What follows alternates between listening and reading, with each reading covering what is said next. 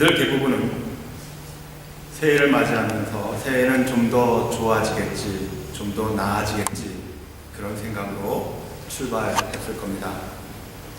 저도 역시 그렇게 기도하면서 새해를 시작했습니다. 그러나 역시 우리가 기도한 대로, 우리가 뜻한 대로 다 된 것은 아니었습니다. 그러나 그럼에도 불구하고 가만히 생각해 보면 올해 한 해 동안을 살면서 내 뜻대로, 내 생각대로 다 된 것은 아니어도 오히려 내 생각보다, 내 뜻보다 더 잘 된 것 같은 그런 생각도 듭니다. 이제 2014년 거의 다 지나가고 있습니다. 이제 2015년을 맞이하는 저와 여러분들이 어떤 마음으로 또 다른 새해를 준비할 것인가? 여러분들이 생각하고 마음으로 준비한 그 사실들이 2015년에 그대로 이루어져 가고 있기 때문에 우리의 마음과 생각이 그래서 중요합니다. 사랑하는 성도 여러분, 2014년 얼마나 힘들고 어려웠습니까?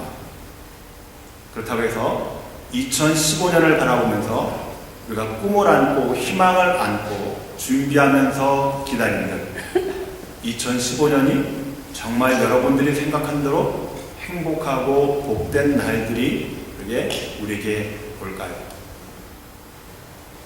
여러분, 너무 멀리 있는 2015년의 행복을 바라보면서 기다리지 마시고 2014년, 이제 남아있는 날 동안만이라도 지난 2014년 동안 힘들고 어려웠지만 그래도 하나님께서 나를 지켜주셨고 여기까지 나를 인도하셨다. 그래서 참 감사하다 라는 마음을 가지고 남아있는 이 날들을 지내시는 여러분들이 되시기를 바랍니다.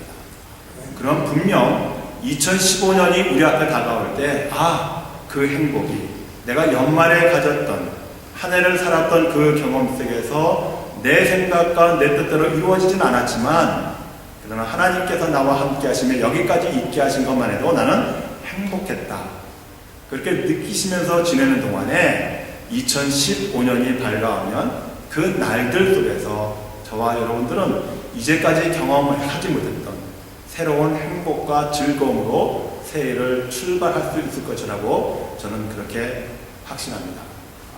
그러면 사랑하는 성도 여러분, 이제 연말을 맞이해서 이때를 맞이하면서 하나님, 지난 한 해 동안 너무나 힘들었습니다. 너무나 괴로웠습니다. 좌절하고 낙심한다고 한다면 저와 여러분들이 바라고 말하는 행복은 결코 우리에게 오지 않을 겁니다. 중요한 것은 지금 여러분들이 나는 행복한 사람이다. 하나님께서 나와 함께 하시며 지난 시간들 속에서 힘들고 괴로울 때마다 그 고비고비마다 나와 함께 하셨던 그 하나님의 사랑, 그 은혜를 기억하시면서 힘들지만 어려웠지만 감사하시는 여러분들이 되시기를 바랍니다. 사람은 자신을 스스로 속이면서 불행해집니다. 조금만 참자. 조금만 참으면 곧 행복해지겠지. 그러면 아무리 수많은 날들이 지나간다 할지라도 그 행복은 여러분들의 것으로 될 수가 없습니다. 불행하지만, 괴롭지만은, 어렵지만은 그 안에서 나의 생각을 바꾸어서 지금 나의 삶 속에서 자그마한 행복이라도 찾으려고 노력한다면 그 사람이야말로 진정한 행복을 누리면서 살게 될 것입니다. 구약 성경을 읽다 보면 많은 선지자들의 이야기가 나옵니다. 하나님의 백성이었던 이스라엘 백성들이 하나님을 버리고 우상을 숭배를 일삼자 하나님은 그 백성들이 다시금 온전하게 하나님 품으로 돌아오게 하시기 위해서 그들을 심판하실 수밖에 없었습니다. 그 하나님의 심판의 방법이 그들이 섬기려고 했던 우상들의 나라들로 하여금 전쟁을 통해서 참담하게 무너지게 하셨습니다. 그리고 이 이스라엘 백성들을 이방 나라의 포로로 붙잡혀가게 하시고 그러한 이스라엘 백성들에게 하나님께서 이 백성들에게 원하는 희망의 메시지, 행복의 메시지를 선포해야 했던 것이 그 당시의 선지자들의 사명이었습니다. 오늘 우리가 함께 읽은 본문의 이사야 선지자는 이와 같이 구약에 나와 있는 수많은 선지자들 가운데에서 유대인들로 하여금 진정한 행복이 어디에 있는가? 행복한 삶이란 무엇인가를 전해주기 위해서 메시아, 이 백성들이 노예와 억압과 핍박과 환난과 고통 가운데서 구원할 그 메시아를 예언하는 대표적인 선지자 가운데 한 사람이 바로 이사야 선지자였습니다. 이사야서는 모두 66장으로 되어 있는 아주 큰 분량의 책입니다. 그런데 이 이사야서 66권의 책을 나눈다고 한다면 크게 4권으로 나눌 수가 있습니다. 우리가 함께 읽은 이 42장은 이 4권의 책 가운데에서 마지막 책에 처음 시작하는 그런 부분입니다. 이 부분을 종의 노래라고도 표현하고요. 그래서 1장 4절의 말씀은 종의 성품에 대해서, 그리고 5절에서부터 9절까지는 이 종의 사역에 관한 말씀을 우리에게 기록해주고 있습니다. 이스라엘의 유다 백성들은 하나님과의 언약을 지키지 못하고 이방신을 숭배한 죄로 말미암아 바벨론의 포로가 되어서 절망 가운데 살아가고 있었습니다. 모든 백성들이 그 암흑의 노예 생활 속에서 자유와 해방을 가져다 줄 그 사람을 고대하고 있었습니다. 오늘 본문의 1절의 말씀에 보니까 내가 붙드는 나의 종, 내 마음에 기뻐하는 나의 택한 사람을 보라. 내가 나의 신을 그에게 주었음즉 그가 이방의 공의를 베풀리라고 이렇게 기록하고 있습니다. 여기에서 말씀하고 있는 내가 붙드는 나의 종, 내 마음에 기뻐하는 택한 사람, 이 사람, 유대인을 장차 바벨론의 포로에서 해방시킬 그런 사람을 말하고 있습니다. 유다의 백성들은 이 바사의 고레스 왕에 의해서 바벨론 포로에서 자유를 얻어서 예루살렘으로 귀환하게 됩니다. 그래서 유다 백성들은 이 바사의 고레스 왕이 자신들의 메시아인 줄 그렇게 착각합니다. 그러나 예수 그리스도께서 이 땅에 오셔서 하나님의 종으로 살아갈 때에 사람들은 이분이 이 사람의 삶이야말로 곧 이사야서에서 예언된 하나님의 종인 것을 알게 되었습니다. 또한 이사야서를 읽고 있는 우리들은 과거의 역사 속에서 이사야가 예언했던 메시아는 그 자신의 시대의 인물이 아니라 먼 미래에 모든 이방인들까지 구원하실 분을 노래하고 있음을 우리는 쉽게 얘기할 수가 있습니다. 오늘은 교회 절기로 강림절, 대강절, 어드벤티스트 세 번째 주일입니다. 저는 이 대강절에 주님께서 이 땅에 어떤 모습으로 오셨는가를 살펴보면서 우리 또한 그 삶을 본받아서 이 땅에서 하나님께서 붙드시고 기뻐하시는 백성이 되기를 원합니다. 하나님께서 기뻐하시는 종은 어떤 사람일까요? 어떤 사람을 하나님께서 붙드시는 종일까요?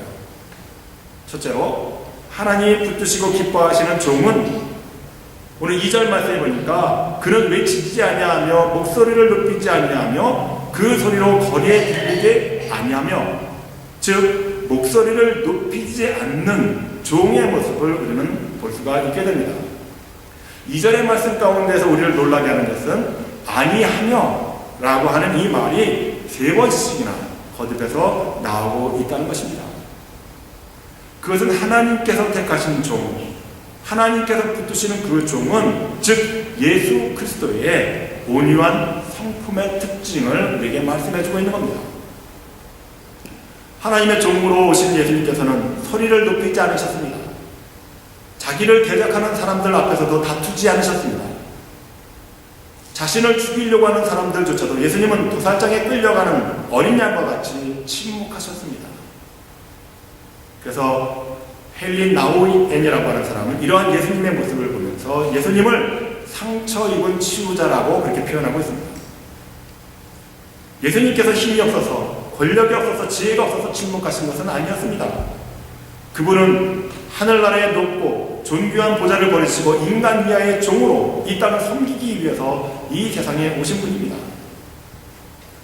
이 세상에 오셔서 그분은 모든 인생의 아픔을 직접 경험하셨습니다. 제자들에게 당하는 배신, 수많은 군중들이 십자가에 못 박으라고 아우성치는 고함 속, 그 안에서 예수님은 철저한 고독과 외로움과 수치와 멸시를 경험하셨습니다. 그럼에도 불구하고 그 예수님은 그렇게 끌려가면서도 그렇게 처참하게 자기의 온몸의 피를 다 쏟고 살이 갈갈이 찢겨지는 그런 아픔과 고통 가운데서도 아무런 저항도 변명도 없이 그저 십자가 위에서 땅 아래를 바라보면서 주여 저들을 용서하여 주옵소서. 그가 남겼던 상처투성이 예수 그리스도의 입에서 나온 말씀은 고작 그 한마디였습니다. 예수님께서 그렇게 겸손하고 온유하게 그 모든 것을 다 받아들이심으로 인해서 그분은 그렇게 이 세상 속에서 철저한 고통과 아픔 속에서 죽어가셨습니다. 예수님께서 이렇게 사셨던 이유가 바로 저와 여러분들이 우리 인생을 살면서 경험하고 있는 이 아픔과 고통을 치유하시기 위함이셨다는 겁니다. 아픈 경험, 고통받았던 경험이 있는 사람들이 같은 처지에 있는 사람들을 위로할 수 있기에 예수님께서는 그렇게 겸손하고 온유하며 그 모든 고통을 다 당하시고 우리의 아픔과 고통을 이해하시는 오늘 그 아픔과 고통 속에 살아가는 저와 여러분들에게 다가오셔서 그 피 묻은 손을 내어 놓으신 겁니다. 그래서 이사야 선지자가 두 번째로 하나님께서 붙드시고 기뻐하시는 종을 상한 갈대를 꺾지 않고 꺼져가는 등불도 끄지 않는다고 우리에게 소개하고 있습니다. 3절의 말씀입니다. 상한 갈대를 꺾지 아니하며 꺼져가는 등불을 끄지 아니하고 진리로 공의를 베풀 것입니다. 상한 갈대와 꺼져가는 등불은 예수님께서 얼마나 국률이 풍성하신 분인가를 우리에게 묘사하기 위해서 비유하고 있는 말씀입니다. 갈대는 강가나 호숫가에서 자라는 풀의 일종으로 다른 풀들에 비해서는 상당히 크고 강한 것 같지만 나무에 비해서는 몹시 약하고 또 꺾이기가 쉽습니다. 그래서 조금만 힘을 가하면 꺾어버리고 상해버리고 맙니다. 작은 짐승조차도 그 갈대밭을 휘짓고 돌아갈 때 짐승들이 밟은 그 갈대는 꺾여지고 상해버리고 맙니다. 맥없이 쓰러집니다.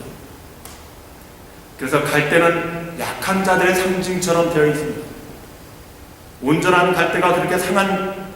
갈대가 그렇다고 한다면 상한 갈대야 오죽하겠습니까?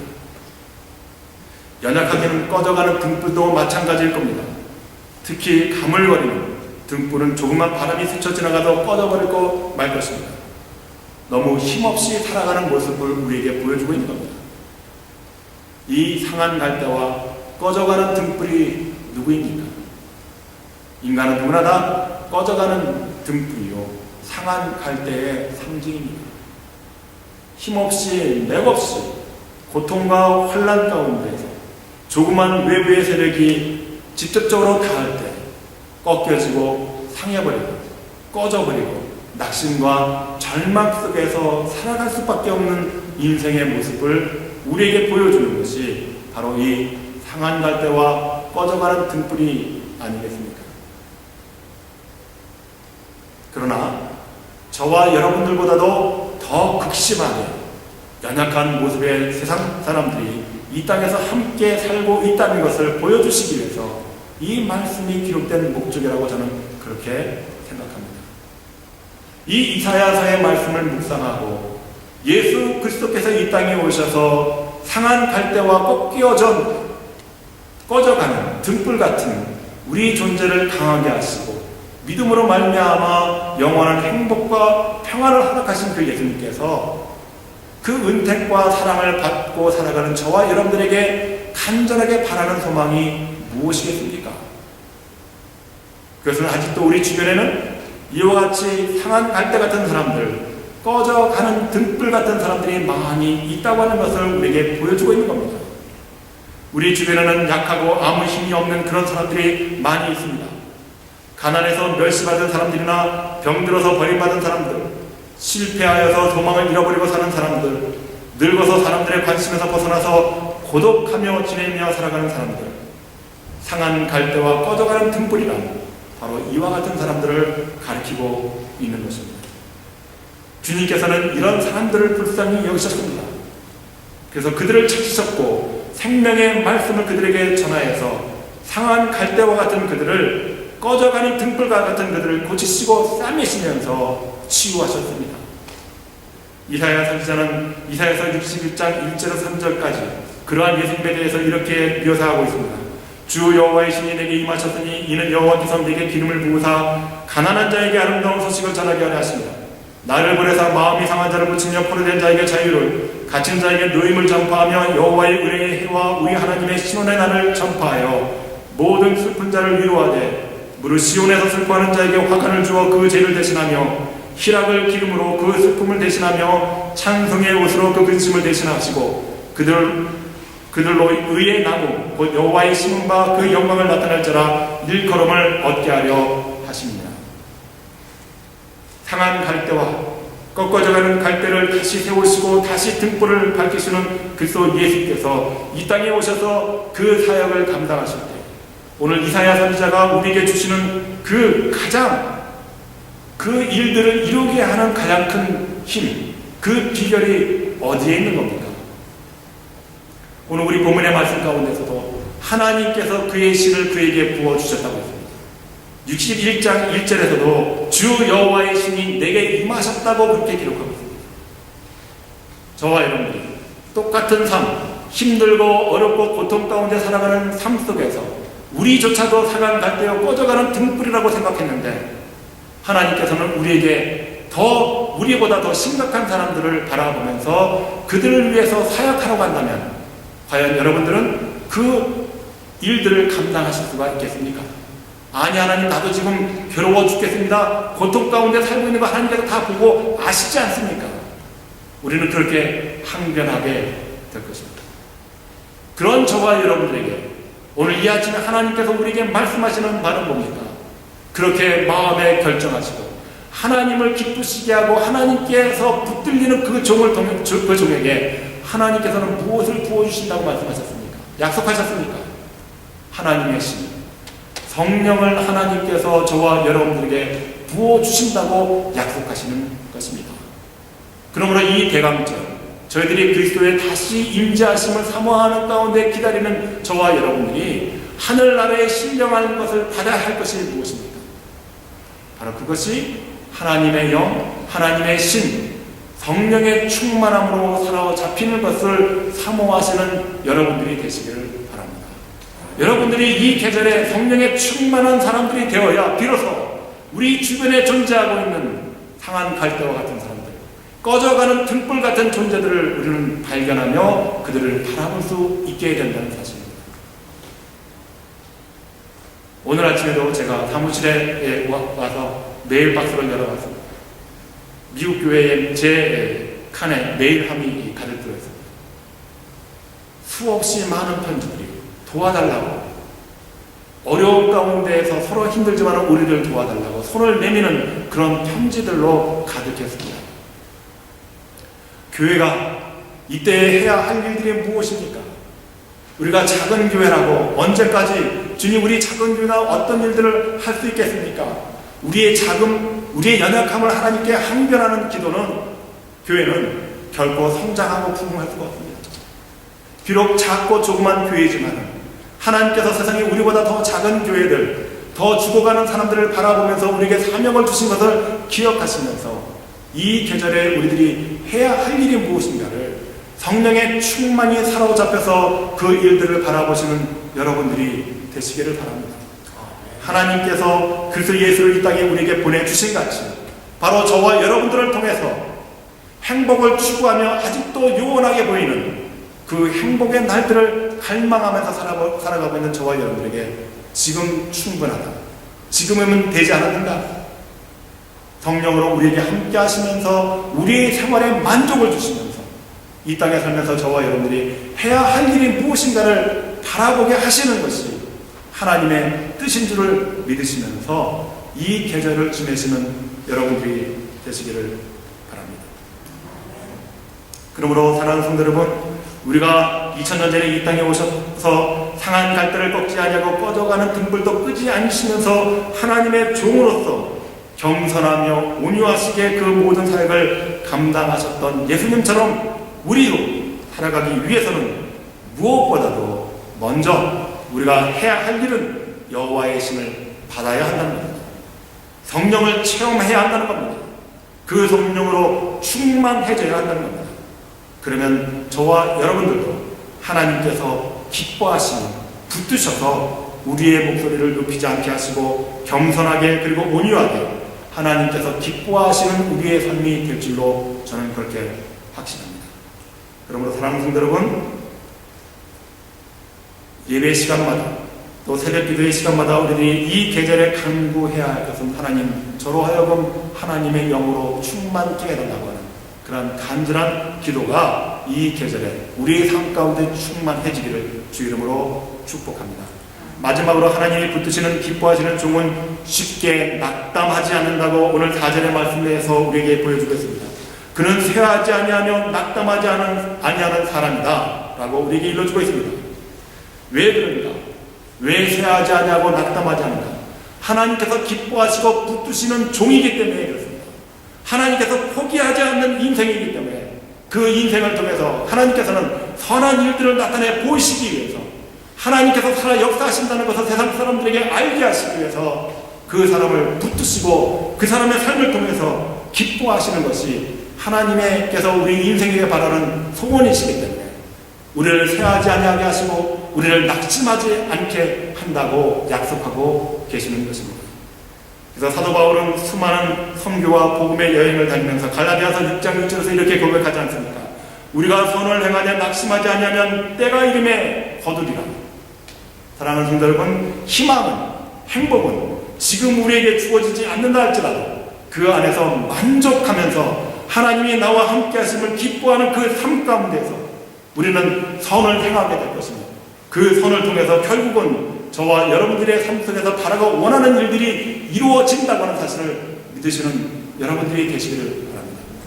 삶이 힘들다고, 삶이 어렵다고, 괴롭다고 예수 그리스도를 포기하면서 교회를 떠나보십시오. 그러면 여러분들의 삶이 좀 더 행복한 삶으로 나아갈 수 있겠습니까? 하나님의 능력은, 하나님의 사랑과 은혜는 결코 성전을 떠나서 예수 그리스도를 버린 사람들에게 임하는 법이 없습니다. 다시 회개하고 반성하고 성전으로 다시 돌아올 때 그 사람들을 통해서 하나님께서는 그들을 품으시고 그들과 함께 사역하시게 될 것입니다. 하나님의 일을 하다 보면 즐겁고 기쁜 일만 있을 수 있겠습니까? 힘들고 어려운 일들도 생깁니다. 성경의 이야기를 보십시오. 무수한 사람들이 하나님의 사람으로서 하나님의 일을 참으로 즐겁게 열심히 감당했습니다. 그러나 그 인생들이 그 삶 속에서 결국 행복한 모습만 우리가 보고 계시고 계십니까? 아니지 않습니까?